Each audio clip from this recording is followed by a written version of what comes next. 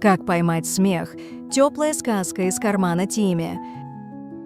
На самой верхней полке, за старой коробкой с крупой и чайником без крышки, Ник обнаружил стеклянную банку, прозрачную, словно капля росы на утренней траве.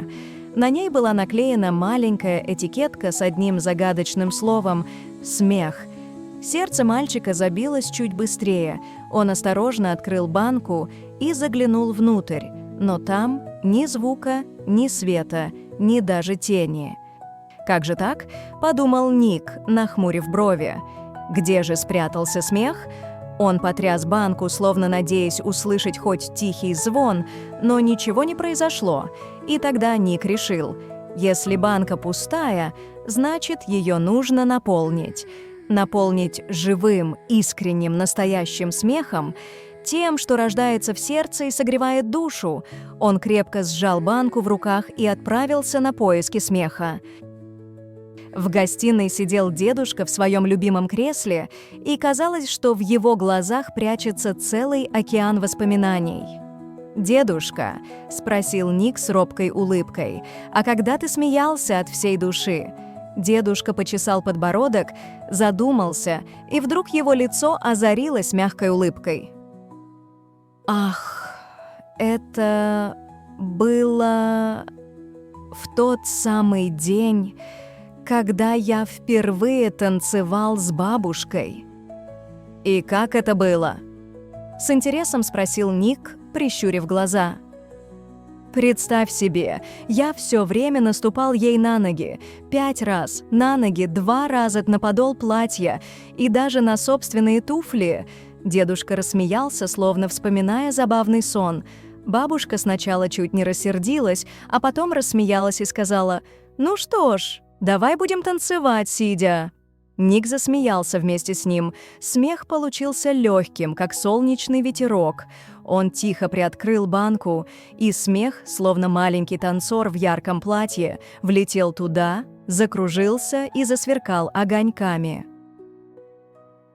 Ночью, когда дом погрузился в тишину, и только звезды тихо мерцали за окном, Ник положил голову на мягкую подушку и вдруг услышал шепот, нежный и игривый. «Почему тапки не бегают?» — спросила подушка, будто рассказывая секрет. «Потому что тогда они были бы кроссовками!» — весело захихикала она. «А почему пижама так не любит утро? Потому что она хочет остаться в кровати!» Ник улыбнулся, и в груди заиграла легкая радость. Он тихо рассмеялся. Смех вырвался из него, словно пузырек воздуха в глубине озера. Щелк, и смех прыгнул в банку, словно маленький светлячок, который зажегся в темноте. На рассвете, когда первые лучи солнца пробивались сквозь занавески, Ник играл в ванной, пуская мыльные пузыри, прозрачные, переливчатые, как маленькие радуги. Один пузырек вдруг чихнул и лопнул, второй захохотал и улетел в открытое окно, оставляя за собой блестящую дорожку. Ник открыл банку, и пузырек, словно капля солнечного света, влетел внутрь. Растаял, оставив в банке искорки веселья и легкости. Вечером Ник играл с младшей сестренкой и нашел старого плюшевого мишку. Он нажал на животик мишки — тишина. Нажал еще раз, и вдруг раздалось неожиданное «Ква? Что?» — удивилась сестренка, и ее смех разлился по комнате, звонкий и искренний. «Мишка квакает?» Смех сестры вырвался как фонтан и наполнил все вокруг теплом. Ник поднес банку, и искры смеха влетели в банку. Ник заглянул на кухню, где пахло свежей выпечкой и уютом. «Бабушка», — попросил он, — «расскажи что-нибудь смешное». Бабушка улыбнулась, села поудобнее и начала. «Было у нас одно забавное приключение». Дедушка варил суп, налил воды, нарезал картошку. И вместо бульона случайно влил вишневый сок. Дедушка потом долго оправдывался. «Я хотел сварить фруктовый суп». Бабушка рассмеялась, словно снова пробуя тот суп. Ее смех был теплым и густым, как аромат свежего варенья, медленно поднялся по комнате и влетел в банку, оставив нежный розовый след. Когда Ник вернулся в свою комнату, банка уже почти наполнилась.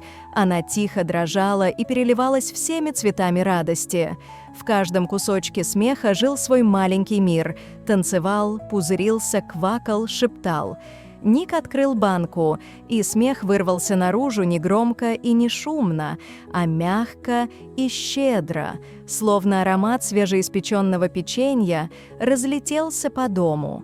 Мама улыбнулась, дедушка засмеялся снова, сестра танцевала с Мишкой, а подушка тихо засмеялась. И в этот момент Ник понял: смех — это не то, что можно запереть в банке. Он как свет в сердце, который живет, когда мы делимся им с другими. И только тогда он становится настоящим волшебством, способным согреть даже самый холодный день. Спасибо, что заглянули в нашу сказку. Пусть в вашей банке всегда будет немного света, немного смеха и чуть-чуть волшебства. Если вам понравилось, ставьте лайк и подписывайтесь, чтобы не пропустить следующие истории.